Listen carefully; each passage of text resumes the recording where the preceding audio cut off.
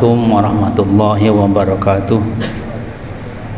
Alhamdulillahi wahdah, wassalatu wassalamu ala rasulillah wa ala alihi wa ashabihi wa mawalah.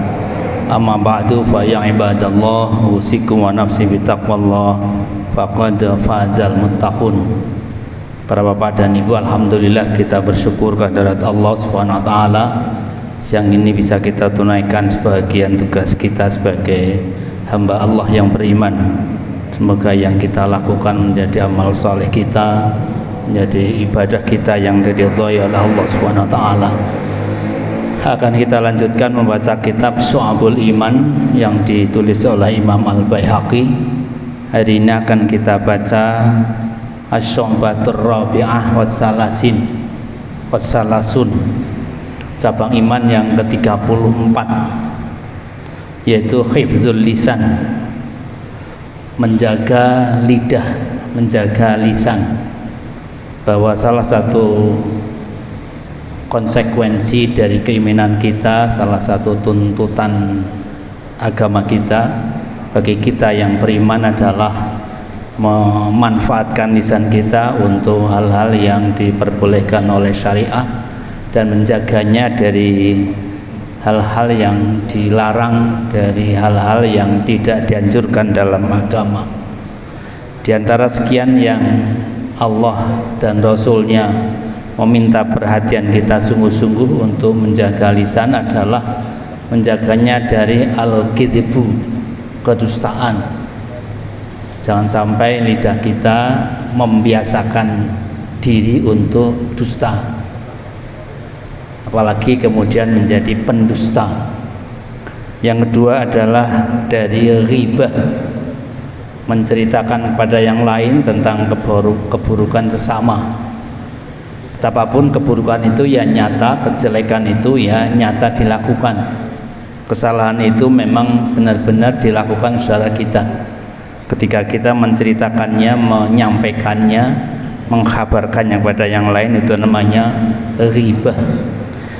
Yang ketiga, Allah dan Rasulnya meminta betul perhatian kita untuk menjaga lisan kita dari namimah, mengadu domba.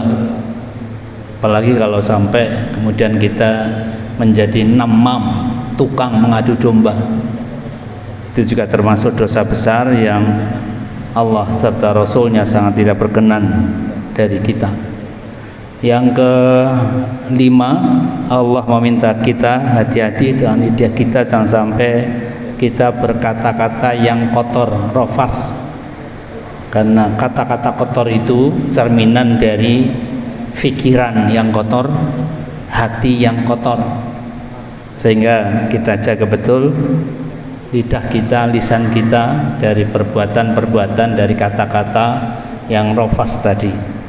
Banyak hadis, banyak ayat Al-Quran yang dinukil oleh musannif tentang betapa kita harus menjaga lidah kita. Di antaranya firman Allah dalam surat Al-Ahzab ayat 35, salah satu sifat orang-orang bertakwa yang nantinya akan memperoleh lahum maghfiratun wa ajrun azima, Allah sediakan bagi mereka ampunan dan pahala yang sangat besar adalah was-sadiqina was-sadiqat, orang-orang yang menjaga lidahnya untuk tetap jujur, untuk menghindari dari dusta.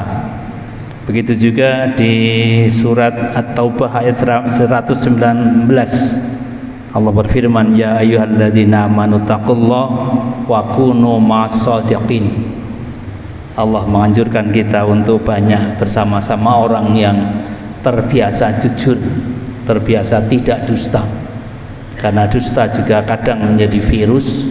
Ketika kita banyak bergaul dengan orang yang biasa dusta, maka kita pun lambat laun akan menjadi pendusta. Begitu juga di ayat yang lain, surat Az-Zumar ayat 32, faman azlamu mimman kadzaba 'alallah wa kazzaba bisyirki lamma ja'ah. Siapakah yang lebih zalim daripada orang-orang yang membuat kedustaan pada Allah, membuat kedustaan dari kebenaran ketika datang padanya. Jadi dusta itu ada al-kidbu 'alallah, al-kidbu 'ala rasul dan al-kidbu 'ala nas. Dusta pada Allah, mendustakan kebenaran yang Allah sampaikan. Dusta pada Rasul, menyampaikan sesuatu ia katakan dari Rasul padahal bukan. Dusta pada manusia, mengatakan yang tidak sesungguhnya.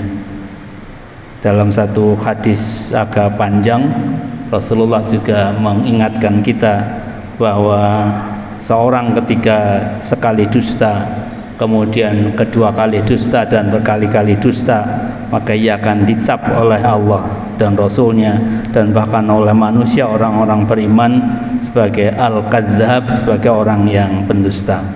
Semoga kita semuanya terjaga dari penyakit dusta ini dan kita bisa menjadi orang-orang yang terjauh dari kedustaan dan apalagi dicap sebagai al-kadzdzab, sebagai pendusta. Subhanakallah wa bihamdika asyhadu an la ilaha illa anta astaghfiruka wa atubu ilaik. Assalamualaikum warahmatullahi wabarakatuh.